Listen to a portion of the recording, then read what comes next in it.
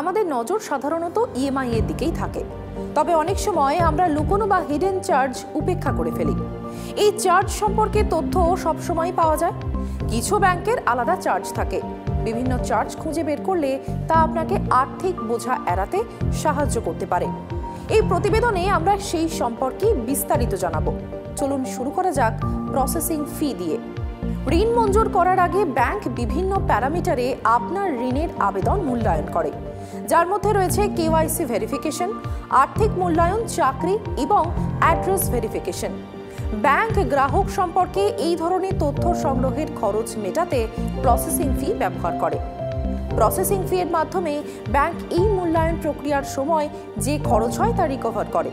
Processing fee এককালীন এবং non refundable charges, যা ঋণের পরিমাণে 0.25% থেকে 2% পর্যন্ত হয়ে থাকে। কিছু ঋণদাতা শতাংশের ভিত্তিতে চার্জ করার পরিবর্তে একটি নির্দিষ্ট ফি নেয়। ধরা যাক, ওয়েবসাইট অনুসারে আইসিআইসিআই ব্যাংকের প্রসেসিং ফি হল 0.50% থেকে 2% বা সর্বোচ্চ 3000 টাকা। এসবিআই 0.35% প্রসেসিং ফি নেয়, যা 2000 টাকা থেকে 10,000 টাকা পর্যন্ত হতে পারে। এলআইসি হাউজিং ফাইন্যান্স 1 কোটি টাকা পর্যন্ত ঋণের পরিমাণে 0.25% চার্জ করে, যা 15,000 টাকা পর্যন্ত হতে পারে। আবার 1 কোটি টাকার বেশি ঋণের জন্য 20,000 টাকা চার্জ করা হয়। প্রসেসিং ফি ছাড়াও জিএসটি লাগু হয়। প্রসেসিং ফি ছাড়াও হোম লোনের ক্ষেত্রে লিগ্যাল চার্জ এবং ভ্যালুয়েশন ফিও প্রযোজ্য হয়।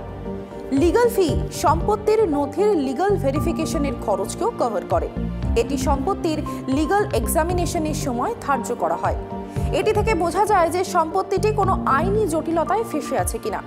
বিভিন্ন সম্পত্তির আইনি চার্জ এক ব্যাংকে এক এক রকম হয়ে থাকে। লিগ্যাল ফি এর পরিমাণ ভেরিফিকেশন প্রসেসের সঙ্গে যুক্ত জটিলতার উপরেই নির্ভর করে। হোম লোনের জন্য বিবেচিত সম্পত্তির জন্য ব্যাংকগুলি বাজার মূল্য এবং ফিজিক্যাল হেলথের মূল্যায়ন করতে প্রযুক্তিগত বিশেষজ্ঞদের সহায়তা চায়। এই বিশেষজ্ঞরা স্থানীয় কর্তৃপক্ষের অনুমোদন, layout approval, compliance with construction regulation এবং আরও অনেক কিছু খতিয়ে দেখেন। ঋণের পরিমাণ সম্পত্তির মূল্যের সঙ্গে মেলে কিনা তা যাচাই করতে ব্যাংকগুলি এই ফি নিয়ে থাকে। হোম লোনের জন্য আপনার ব্যাংক বা এনবিএফসি থেকে বীমার প্রয়োজন হতে পারে।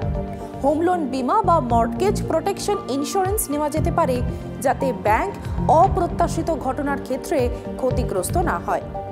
সাধারণত আপনার ঋণের পরিমাণে বীমার প্রিমিয়াম যুক্ত করা হয়। যতক্ষণ লোন অ্যাক্টিভ, ততক্ষণ আপনাকে প্রিমিয়ামের ওপর সুদ দিতে হবে, যেটি অতিরিক্ত চার্জ হিসেবেই ধরে নেওয়া হয়। হোম লোন পাওয়ার পর বাড়ির পজিশন পেতে দেরি হলে ব্যাংক প্রি ইএমআই চার্জ আরোপ করে। প্রি ইএমআই এর ক্ষেত্রে আপনাকে শুধুমাত্র সুদ পরিশোধ করতে হবে। আপনি বাড়ির পজিশন না পাওয়া পর্যন্ত এই সুদ সংগ্রহ করা হয়। আপনি পজিশন পাওয়ার পরেই ইএমআই শুরু হয়। এতে সুদ এবং মূল পরিমাণ উভয়ই অন্তর্ভুক্ত থাকে। হাউজিং লোন পাওয়ার পরেও চার্জ জমা হতে থাকে।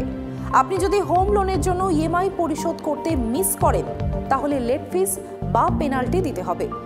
এই জরিমানা সাধারণত বকেয়া পরিমাণের 1 থেকে 2%। আপনাকে স্ট্যাম্প ডিউটি এবং রেজিস্ট্রেশন চার্জও দিতে হবে। এই ধরনের ফি সারা দেশে বিভিন্ন রাজ্যে পরিবর্তিত হয়। আপনার নামে সম্পত্তি হস্তান্তর করতে আপনাকে এই খরচগুলি বহন করতে হবে, যা একটি উল্লেখযোগ্য পরিমাণ হতে পারে। সাধারণত এই চার্জগুলি হোম লোনে কভার করা হয় না, মানে আপনাকে এই চার্জগুলি আপনার পকেট থেকেই দিতে হবে।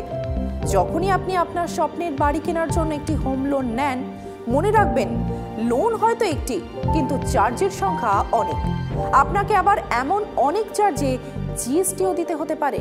তাই লোন নেওয়ার আগে বিভিন্ন ব্যাংকের সঙ্গে কথা বলুন আর চার্জ সম্পর্কে বিস্তারিত খোঁজ খবর নিন। এমনকি আপনি যখন একটি ব্যাংক থেকে অন্য ব্যাংকে লোন ট্রান্সফার করতে চান, তখন আপনাকে এই চার্জগুলি দিতে হতে পারে। ব্যাংকের সঙ্গে আলোচনা করলে আপনি প্রসেসিং ফি এবং সুদের হারেও ছাড় পেতে পারেন।